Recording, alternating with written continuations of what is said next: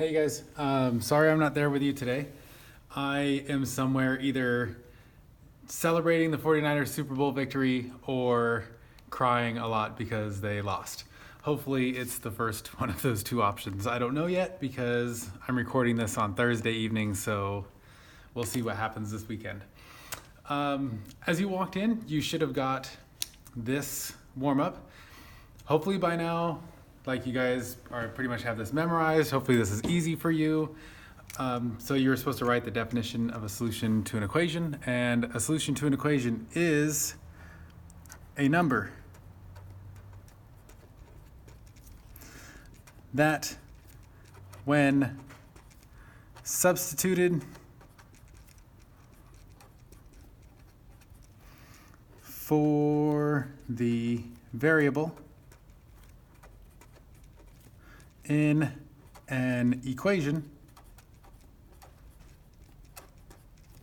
it makes the equation true. If you were able to remember that, or basically the same, I think I've said it differently other times, then great job. If you don't have that memorized yet and weren't able to write that, please do it now. I'll give you a couple seconds to copy.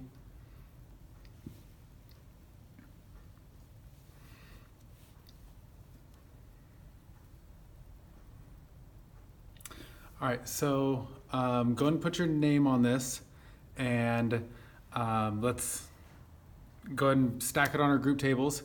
And in a minute, the substitute teacher will either ask some people to collect things or pass things out. I'll let them figure that out. So actually, yeah, you know what I'm gonna do? I'm gonna wait about 90 seconds for these to get collected and for these to get passed out. When you get your copy of this, please don't start on it yet. Please don't start solving things because you don't know what I'm going to ask you to do with it yet. Just wait.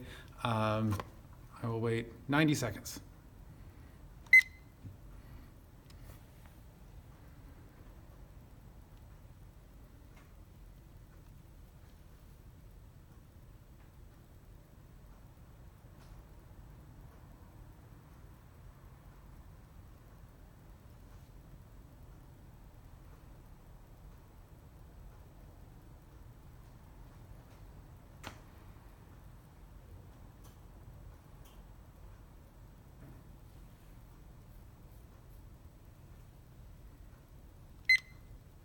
One minute left.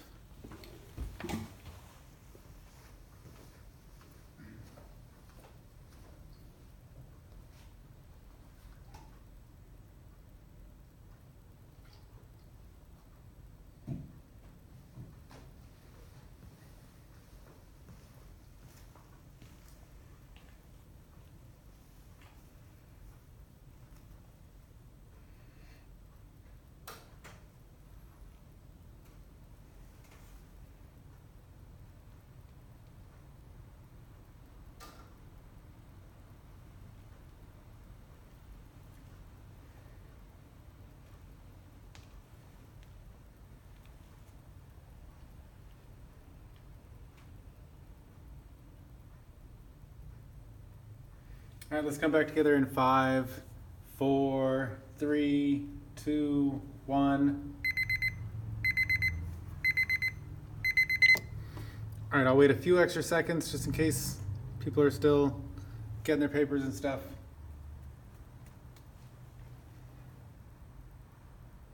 All right, so hopefully these are collected now and you have this in front of you.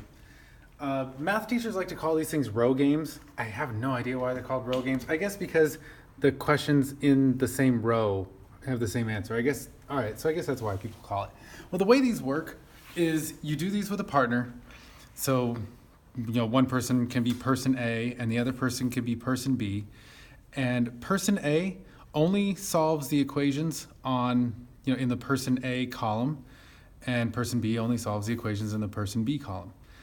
And the solutions to the question 1 for person A should be the same solution for person B in question 1. So person A and person B are solving these equations like at the same time, and then you get to your solutions and then you check with each other.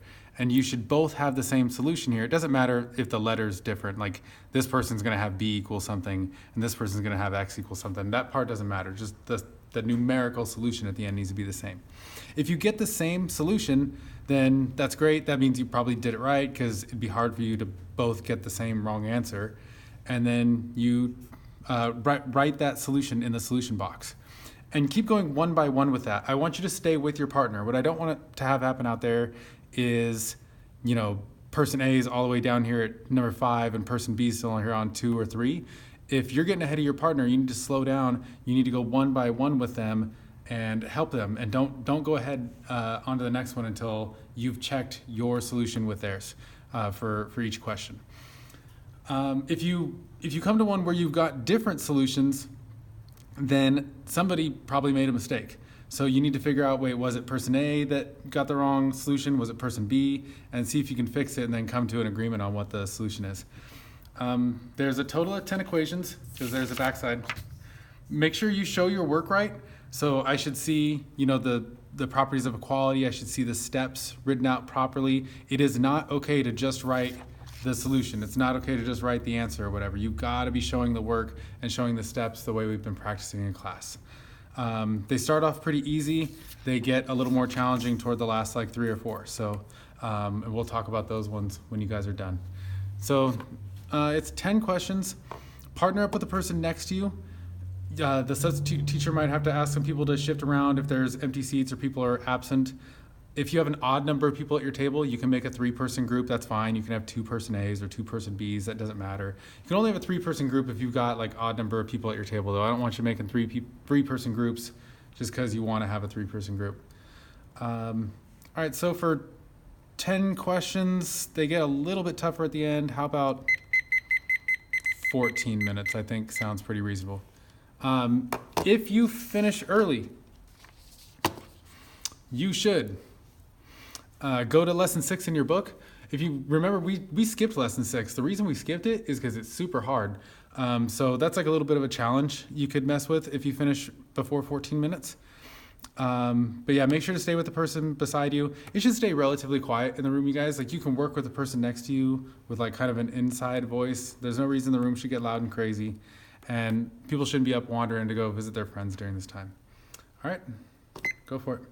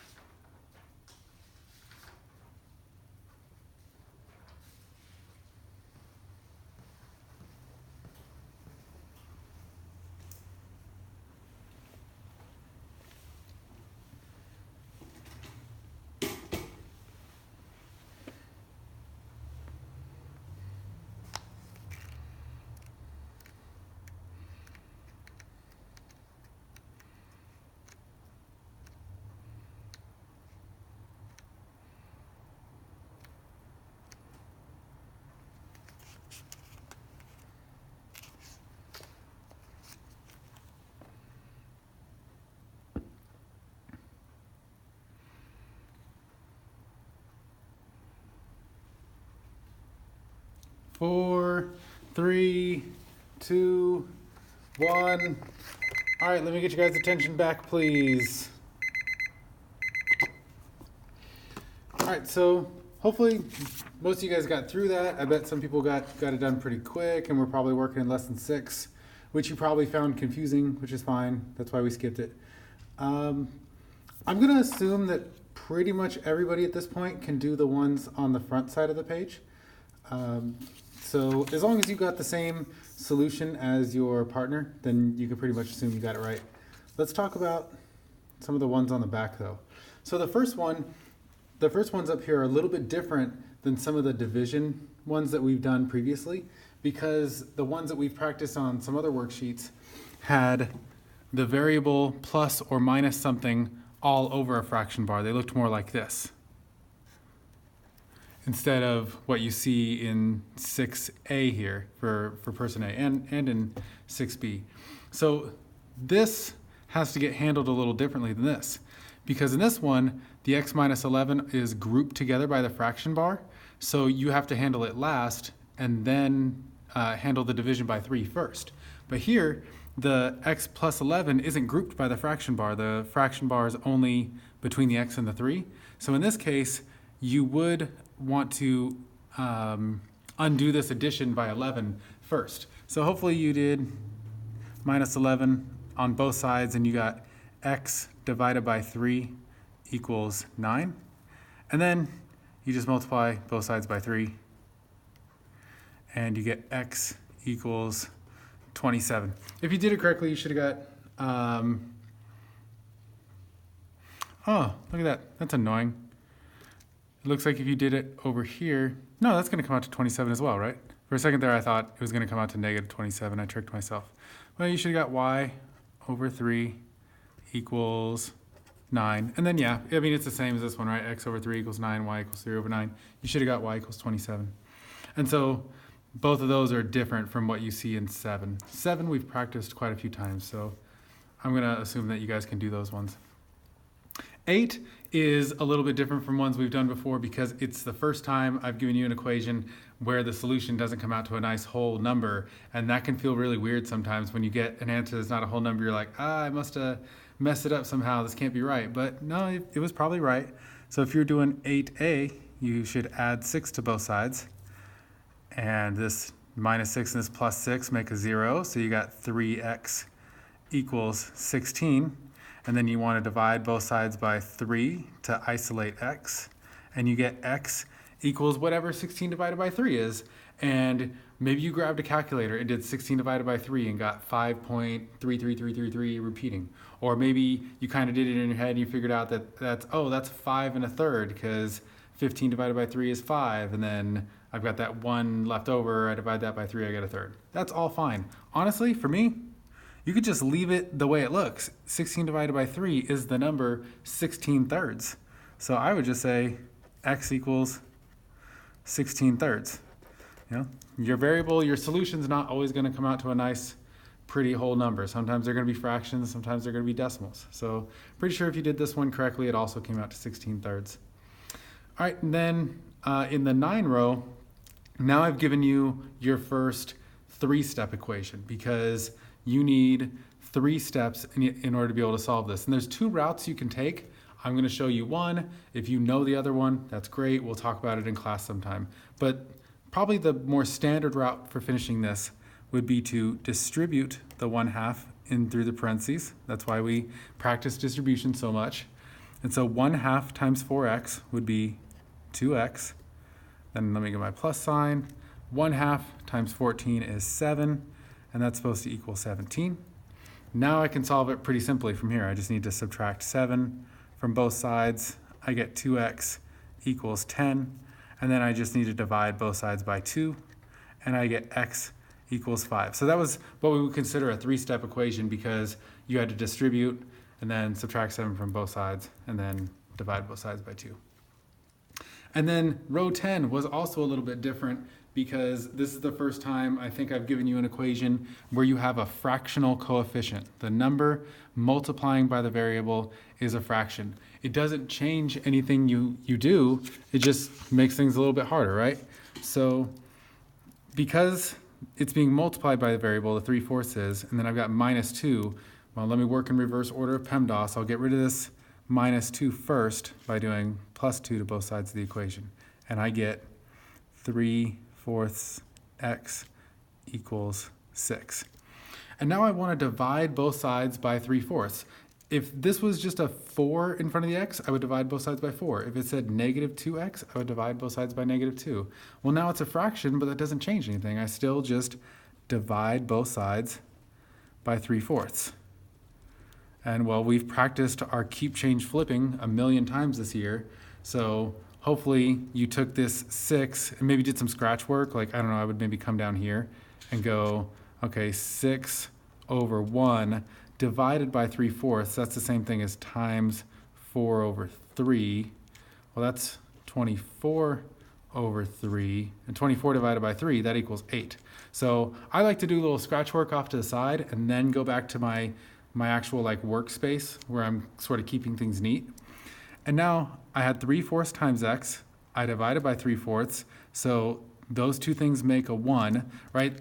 Because if I take 3/4 and multiply it by 4/3, that's the same thing as dividing by 3/4. I would get a 1, just like when you do 4 divided by 4, or -2 divided by -2.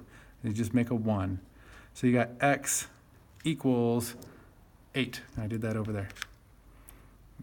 And so if you did the other side, if you did 10b, you should have also gotten an 8 there, I believe. So, all right, what I want to do now is I'm going to ask you to keep this paper for now.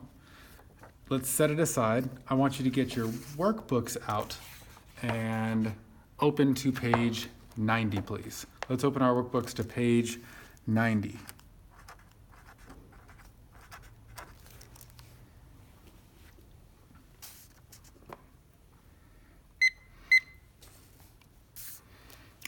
You got 1 minute to get your books out and get them open to page 90, and then I'm going. I'm starting in 1 minute.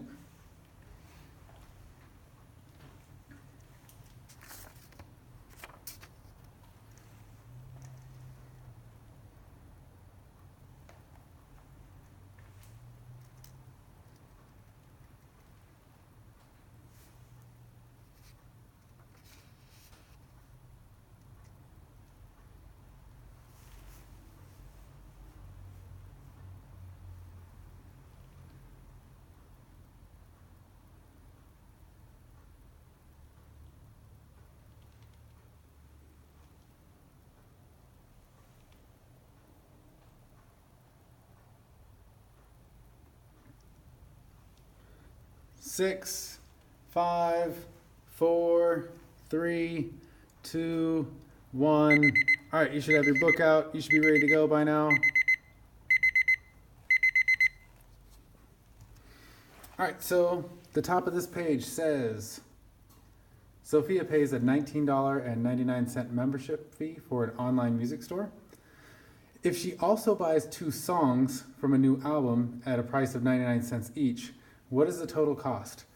These books are getting so old. This is back when people used to actually like buy songs one at a time or whatever. Now you just stream it off Spotify or Apple Music or whatever. But all right, so people used to pay membership fees and buy the songs one at a time, I guess. So the total cost, if she pays a $19.99 membership fee, but then she pays for 2 songs at 99 cents each, you have to add 2 times 99 cents. And I want to write it this way as $19.99 plus 2 times 99 cents, because that's going to make what they want us to see in the next couple steps a little bit clearer.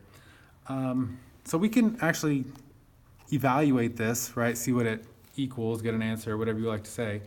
And there's an easy way to do this without having to deal with all the 99s and think about that. Let's just in our minds round this to $20 and then round these each to $1. And so that would be 20 plus $2 is $22. And then let's just take a few cents off because we know we added an extra cent here and we added an extra cent here 2 times. So that's a total of 3 extra cents we put on there. So instead of $22, it's $21.99. $1.97. I always forget my dollar signs when I'm doing dollar questions, but there we go. All right, now it says, if Sophia purchases N songs, so that's just a way of saying we don't know how many songs she's going to purchase, but we can write an algebraic equation with a variable for any number of songs she might purchase. So she purchases N songs for 99 cents each, write an expression for the total cost. So N is going to be the number of songs she purchases. Right, we always define our variable real quick. And so if you look at the expression from the previous part, we did the membership fee plus the number of songs she bought, right? Because it was 2 songs in the previous part, times 99 cents.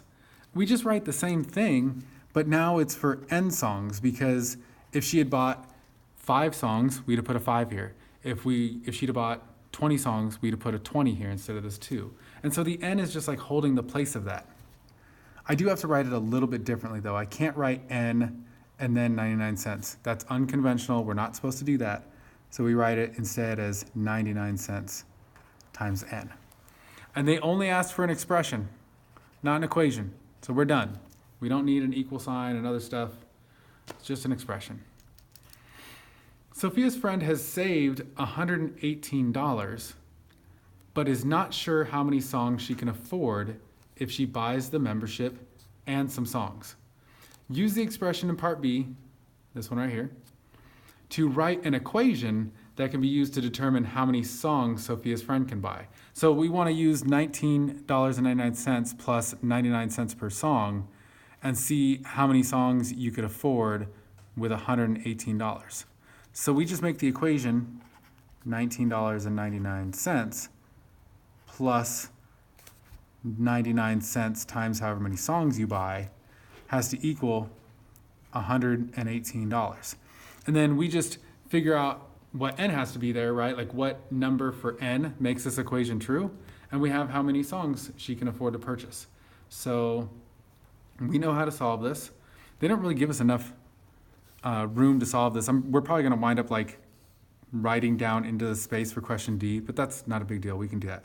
So let's subtract $19.99 from both sides.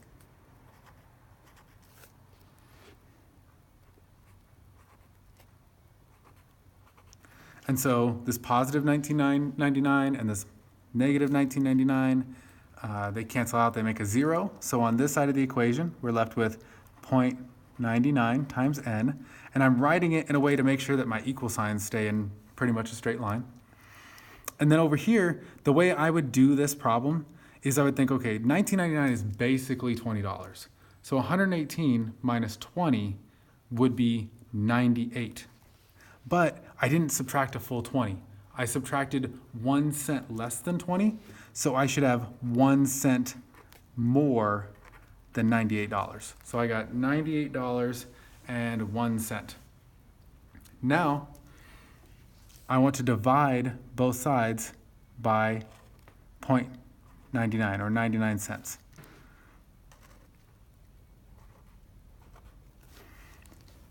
And so when I divide a number like 9801 by 0.99, I should get an answer that's slightly bigger than 9801 because 0.99 is slightly less than 1. And when you divide by numbers that are less than 1, well, but not negative, they make your answer bigger. They make the quotient larger than the number you started with. So this 0.99 and this 0.99, they make a 1. They cancel out. So we get N equals... I need a calculator for that. That one I don't have a trick for. I can't do 9801 divided by 0.99 with any fancy tricks. Hold on, I gotta get a calculator.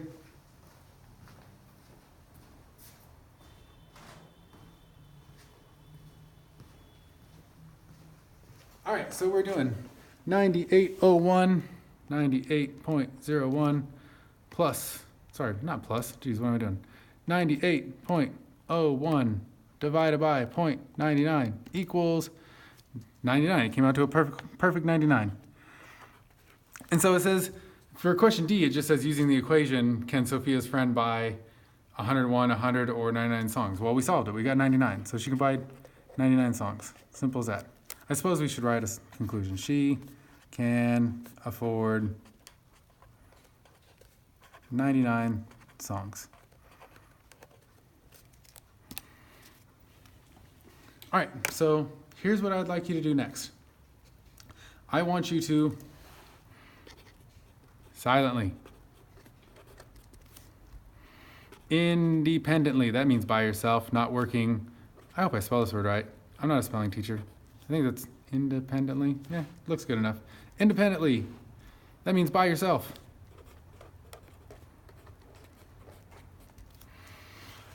I want you to take the exit ticket for this lesson. I think it's just a few pages back. 90, page 99. No, where'd it go? Oh, it's literally the next page. Okay, so boom, page 93. I want you to do this completely by yourself, silently. And here, where it says, for this question about pens and mechanical pencils, using an arithmetic approach, that means to just like do calculations and scratch work and get the answer. That's exactly what I don't want you to do. Please don't do that. Please don't. I want you to find the cost of the pen. I accidentally scratched out, find the cost of the pen. I shouldn't have done that. Find the cost of the pen using an algebraic equation like we've been practicing. So I'm going to help you out, and I'm going to define your variable first. X should stand for the cost of a pen. That's what you're trying to figure out. I didn't use P because there's pens and pencils in this question, and you don't want to get mixed up with this P, pen, or pencil, or whatever, so I just used X. So do these parts first. This is practice of stuff we've done before, but that number's a little harder. And then I want you to try this. Silently, independently, by yourself. Should be quiet in this room for, how about 4 minutes?